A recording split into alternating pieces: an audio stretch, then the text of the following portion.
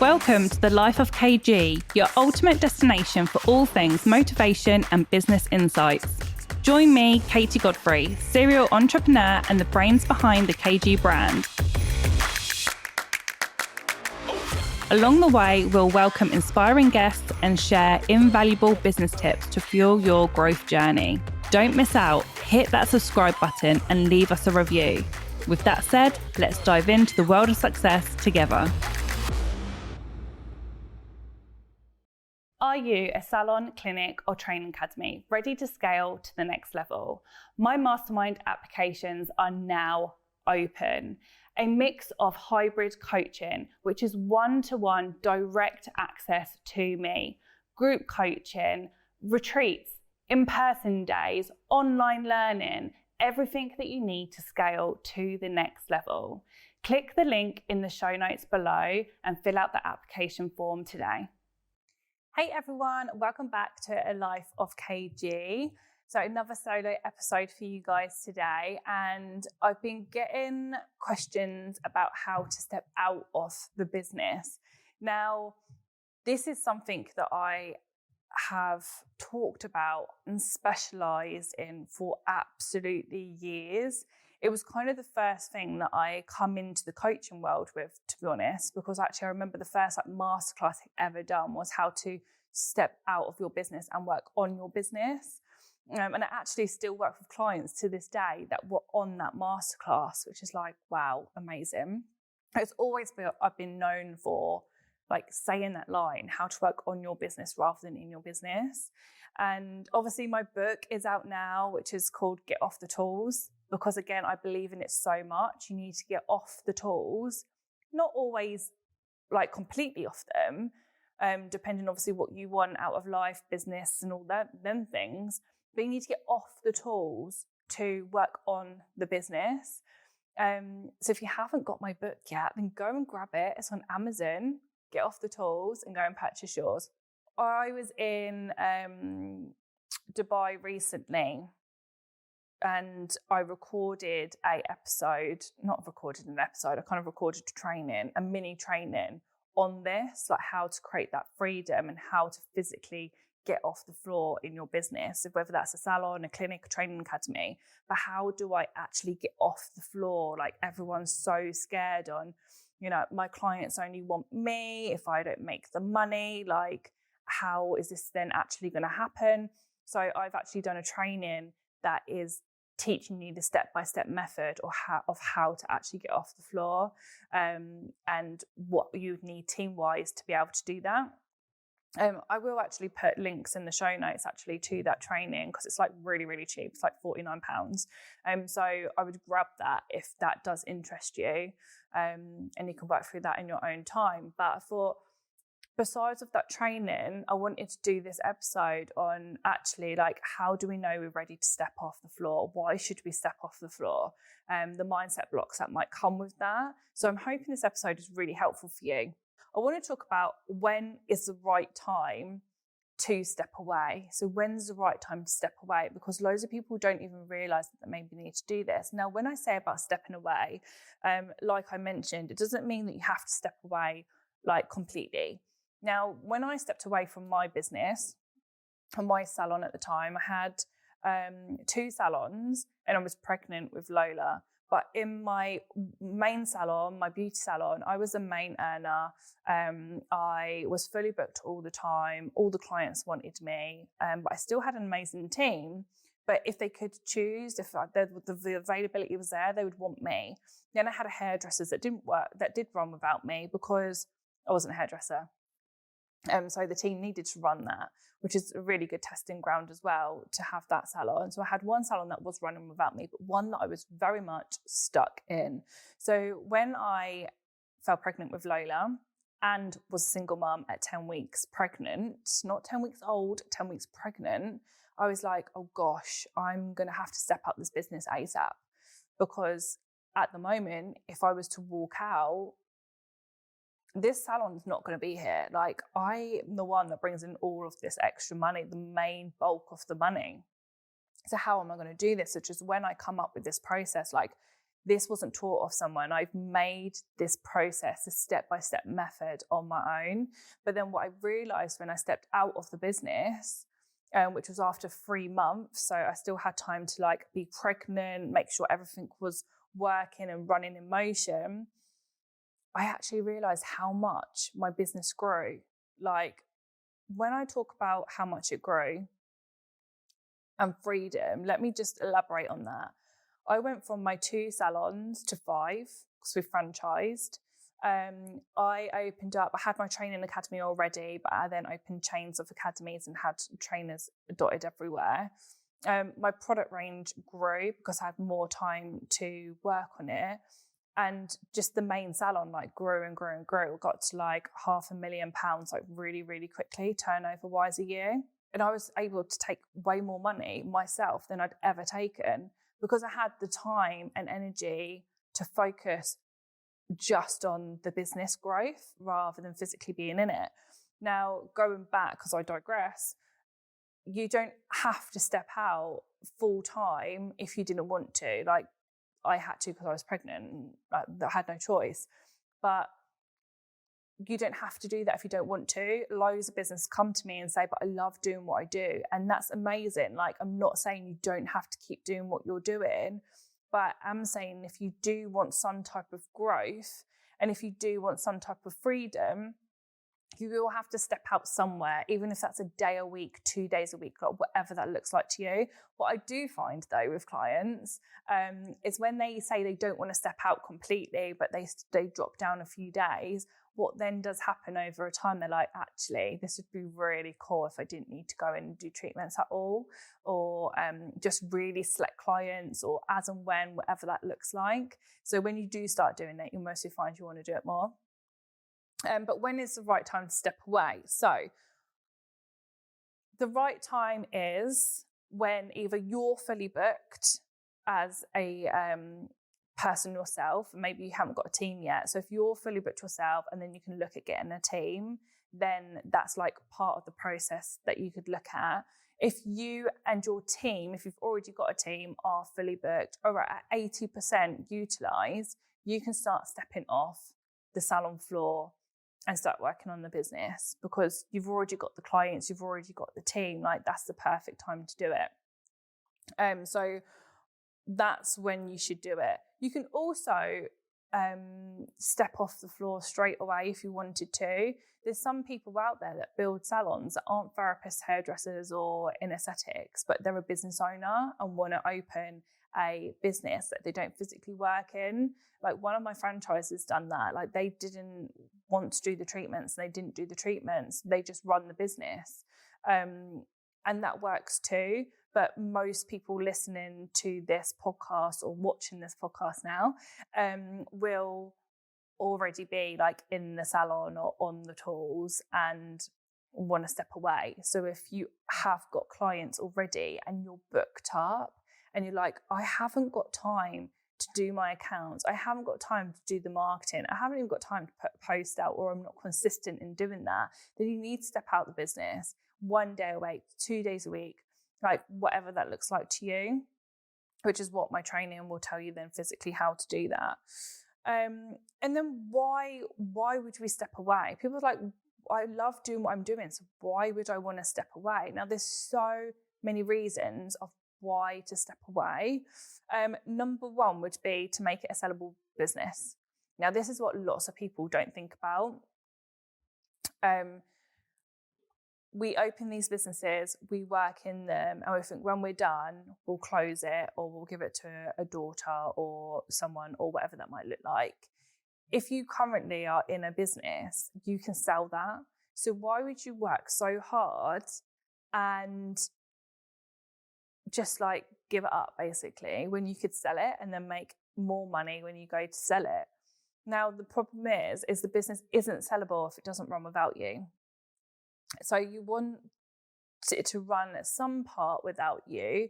So then a new owner that takes it over, you can be like, I don't work in it, but it turns over this much money, or I make this much money, but I don't work in it. Whereas if you work in it and all the clients want you still, and you go to sell it, who's going to buy that? Because they're going to be like, well, I'm going to buy this salon, but then all the clients are going to follow you, or the clients won't want us because they'll want you because they haven't done a whole step out process yet and they won't know how to do that. So you need to make sure that you're building a sellable business. And you might be like, but I love my salon, I love my clinic, I love my training academy and all those things. And of course you do, and that's amazing. But future-wise, it's like when I talk to people about their pension, they're like, God, I'm only in my 30s, I'm having to talk about my pension. And I'm like, that time comes and you'll wish you had it. So it's the same as time will come where one day you do want to sell.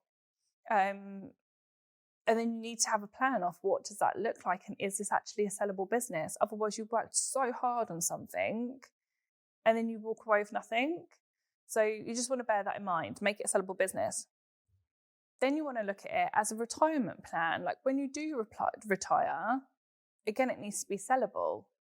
But is there like a staff member that you can pass it on to? Is there a family member you can pass it on to? Or do you need to sell? Like, so you can look at that as your literally retirement plan, or even your pension pot. Like if you don't have a pension right now, and I know so many people don't have a pension, if you don't have a pension pot, then your salon is your pension pot. Your clinic is your pension pot, because when you sell that, that's what you will then live on, when you're older. So there's loads of ways to be able to look at that. Lots of people want to sell, and also if you're ready to step away now because you want to retire, you can get your team running the business while you are retired, like while you're not working in it, or you're building up to that.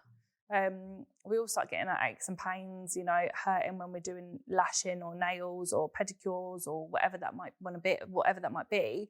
So that would be your chance then to step away from the business. So it's still running, it's still bringing you an income, but you're not physically doing the treatment or the day-to-day. So that would be ideal. Any health issues? So I always hear all the time, like, I've got health issues or I've had burnout or whatever that might be.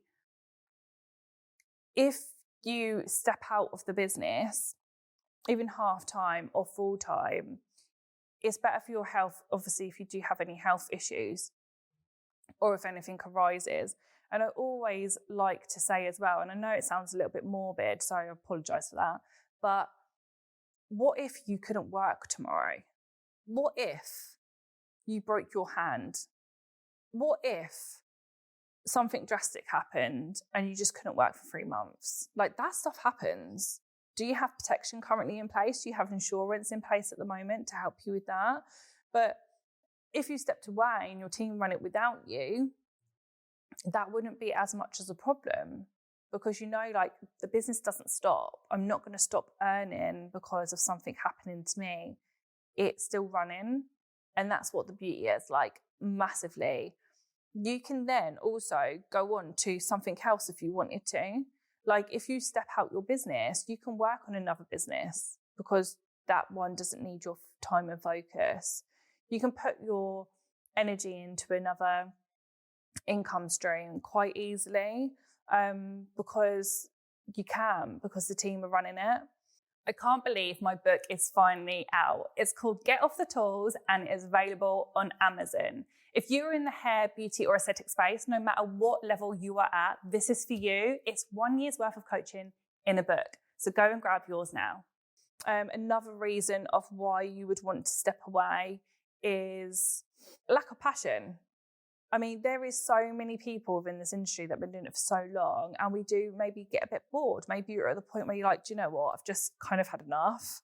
I don't want to do this for the next few years. I like having it, but I don't want to do it. And you've just kind of lost the passion. Doesn't mean that you have to close. You can make it bigger and better without you actually doing it. So you don't need the passion to actually physically doing the treatments to grow the business. If you want to start another business, obviously want to step away from the one you've currently got. I'm a very big believer in multiple income streams. As you know, I have my salon, which gives me an income. I have my products that give me an income. I have my coaching that gives me income. I have podcasts that gives me an income. I have multiple income streams, which are very important to me, because if one dries up, I know I've got something else to bounce up on. So if you did want another business, it doesn't mean that you have to shut down your current one. It means that you can get other people to run that business while you're still getting an income. And then you can work on something new, which then gives you a second stream of income. So it's just being clever about what you want to do with what business that you've built. And then what I see a lot in our industry is, obviously, most of us are women and we want babies. And if we're heavily involved in the business at the moment and then we want to go and have a baby, it's like, well, how's it going to happen? Exactly what I done, right? Like, how's this business still going to run? Where are my clients going to go? And I'll tell you now, clients don't wait for you to come back off maternity leave. It just doesn't work like that. Like, yeah, you will get a handful that do, but they still need their treatments doing. They still need their hair doing. Like, they're not going to stop while you have a baby and have a maternity leave, and they will carry on doing what they get done, but with someone else. And then it'll be down to that client of, do they want to carry on having their new person because they're used to them now? It might just be easier for them to stay with them, or are they going to stop going with them and then come back to you after baby? We see it time and time again. To be honest, in my business, in my salon, we've had loads of babies within my business with my team, and the clients try a new therapist within the salon. So then when the girl that comes back after maternity comes back, like, yeah, some of them will go back over to them, but lots won't, because they're quite happy with who they're with.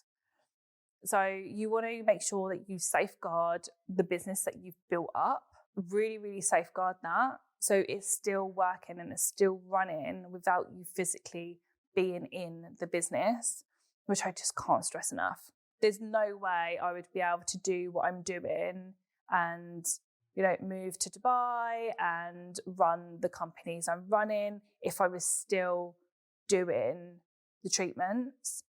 And don't get me wrong, like, I love doing treatment. I love it when a team member goes, Kate, like, I'm going on holiday, can you do my lashes? Yes, of course I will. Or my friend, for her hen do this year and her wedding, wanted her lashes doing. Like, I wanted to treat her to them. Like, rather than her going to anyone else, I wanted to know that I done her lashes on her special day. And I did that. So it's about being able to pick or choose, right? But knowing that whatever happens to me, wherever I want to be in the world, whatever I go on to do next, then businesses are still running without me. And to me, that's really, really important.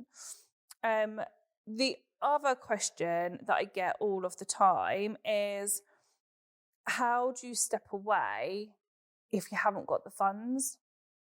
Now, this is a massive mindset block, to be honest, because if you're fully booked or if you're 80% busy within your business and then you take on a team member,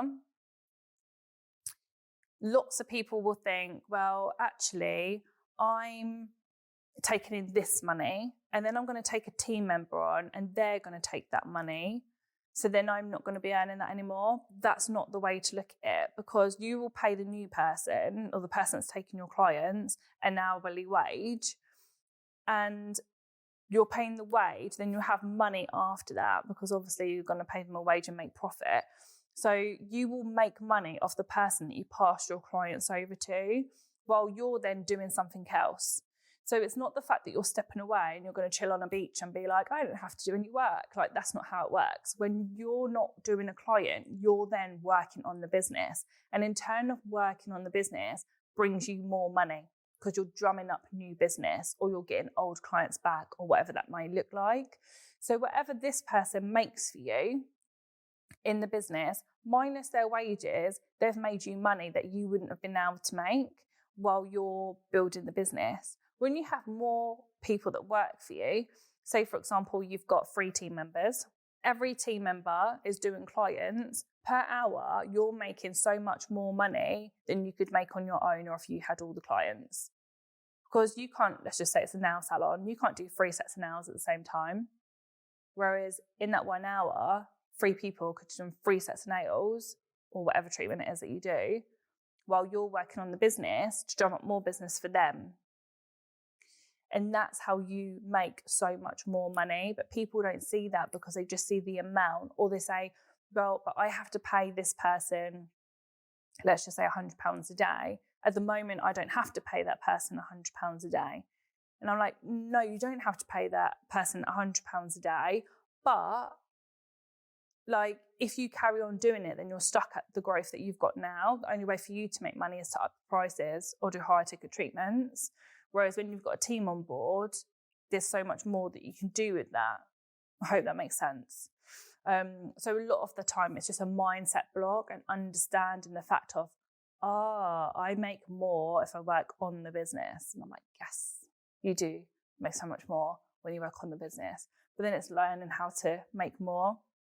It's learning what to actually do to work on the business, because lots of us just assume it's just a bit of social media. I could do that on the side. I'm like, no, there's so much more to that.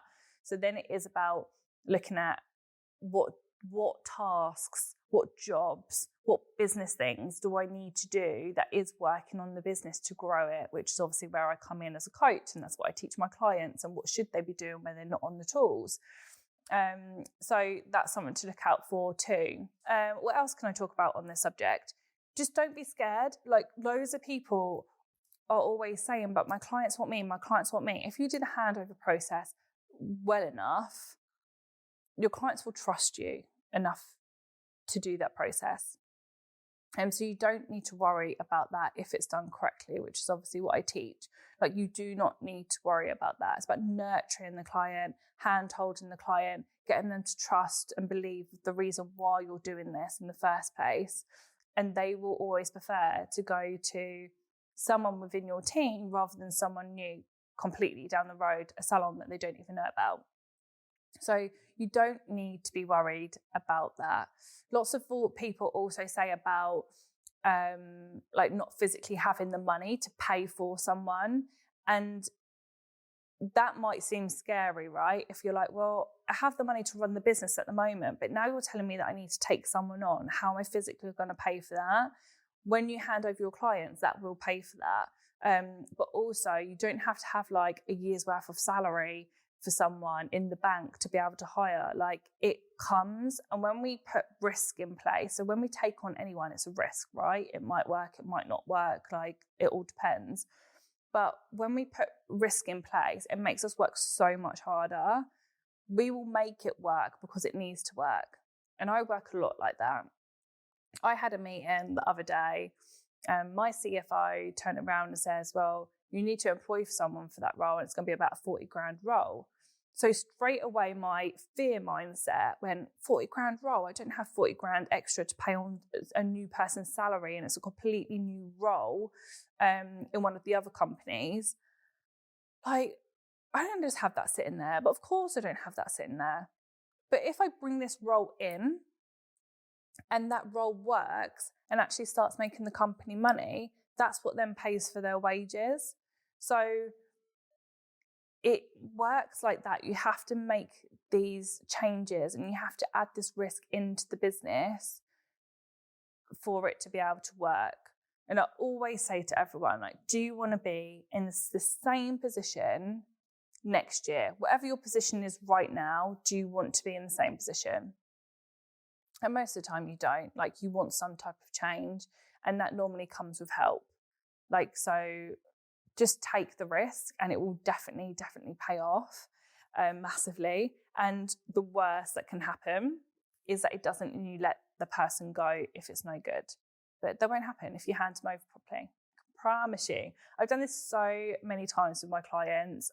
I can't even count. It's been hundreds of people that I've helped step out of their business now and work on their business.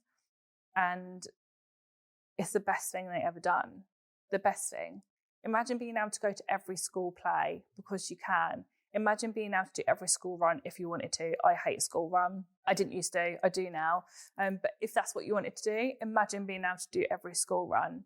Imagine being able to take every half term and summer holiday off like I did before I moved. Imagine being able to just have the flexibility and freedom. Imagine someone calling in sick, but it's okay because you can go and pick up the pieces if you wanted to, because you're free to do that, rather than absolutely panicking that all your columns are full. Like, what am I going to do with all these clients? If you want to, you could go and pick up them clients so you don't have to change anyone's appointments. Like, there's so many benefits that come out of stepping out of the business. So go and grab my training to figure out how to physically do that and what steps and motions you need to put in place to step out of the business. And then if you need extra support on that, there's obviously my mastermind and different programs that I have to help you even further to actually, what do I need to do then to build the business? What do I need to scale? What do I need to grow? What do I actually need to do when I'm working from home? What marketing do I need to do? That's where all the juicy stuff comes in that I teach. So yeah, I will leave you with that, but definitely think about stepping out of your business, whether that is for retirement, whether that's because you're bored and want to change your plan, whether that's because you want to start another business, maybe because you just want freedom and you're so sick of your business controlling you and you feel completely tied to the chair, which I get because I've been there. Go and give it a go and you won't regret it. And it's also in my book as well, so you can go and grab that too to help you get started.